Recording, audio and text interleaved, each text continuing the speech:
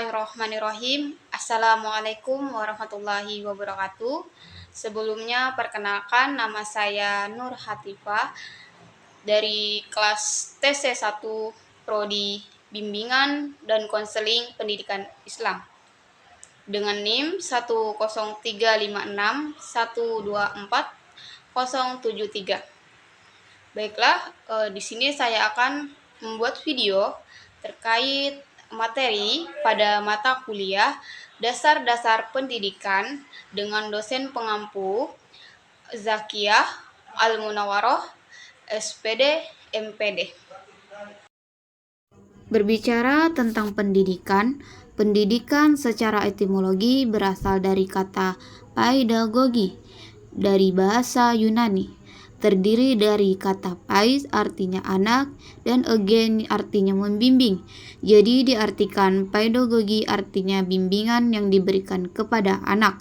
Dan definisi pendidikan secara bahasa mengandung arti bimbingan yang dilakukan oleh seseorang atau orang dewasa kepada anak-anak untuk memberikan pengajaran, perubahan atau perbaikan moral dan melatih intelektual. Dalam pendidikan ada 4 komponen yang menentukan berhasil atau tidaknya proses pendidikan itu. 4 komponen tersebut, yang pertama ada pendidik, yaitu orang yang memberikan atau orang yang menyampaikan pelajaran atau proses belajar mengajar seperti guru ataupun dosen. Kedua, ada peserta didik, yaitu orang yang menerima pembelajaran secara formal ataupun informal di dalam sebuah proses mengajar, seperti siswa ataupun mahasiswa. Yang ketiga, ada pendidikan, di mana ini adalah tempat proses belajar mengajar, tempatnya para pelajar menimba berbagai ilmu pengetahuan. Dan yang keempat, tenaga kependidikan, yaitu orang yang melibatkan dirinya untuk menunjang pendidikan atau untuk menyelenggarakan proses pendidikan seperti kepala sekolah. Dalam pendidikan ada 2 perbedaan antara pendidikan Islam dengan pendidikan Barat, yaitu pendidikan Islam adalah pendidikan yang ciri khas proses belajarnya lebih mengacu pada keagamaan, seperti materi ilmunya ilmu hadis, ilmu Al-Quran, akidah, dan lain sebagainya. Dan juga pendidikan Islam ini lebih mengacu kepada pendidikan seperti pendidikan madrasah ataupun pesantren. Sedangkan pendidikan Barat adalah pendidikan yang hanya umum saja atau lebih ke hanya ilmu dunia saja seperti ilmu matematika, sains, teknologi, dan lain sebagainya. Dalam pendidikan ada beberapa teori. Yang pertama yaitu teori tentang pendidikan anak pranatal. Pranatal adalah sebelum kelahiran yang berkaitan atau keadaan sebelum melahirkan.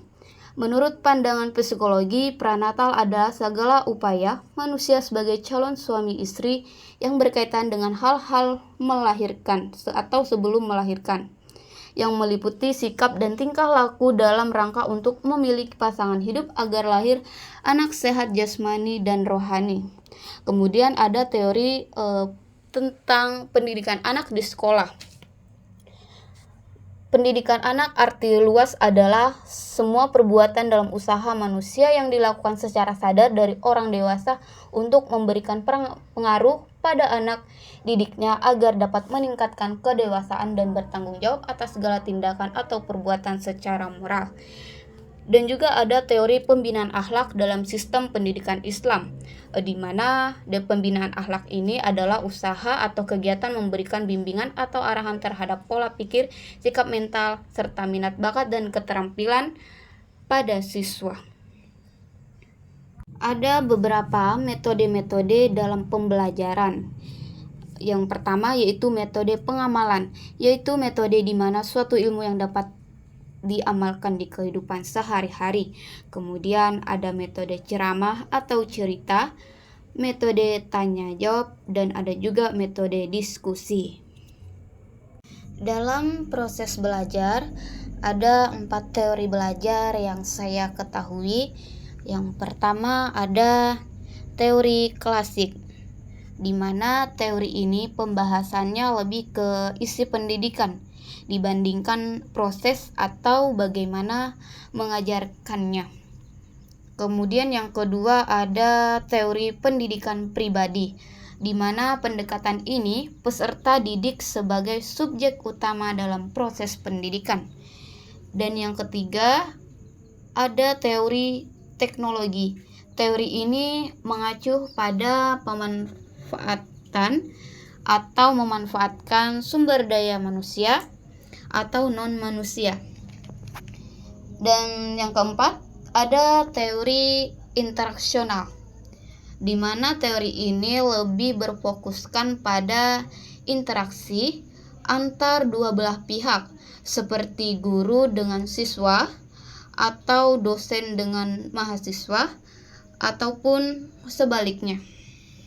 Baiklah, sekian dari video yang telah saya buat.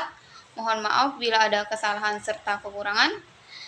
Saya ucapkan terima kasih. Wassalamualaikum warahmatullahi wabarakatuh.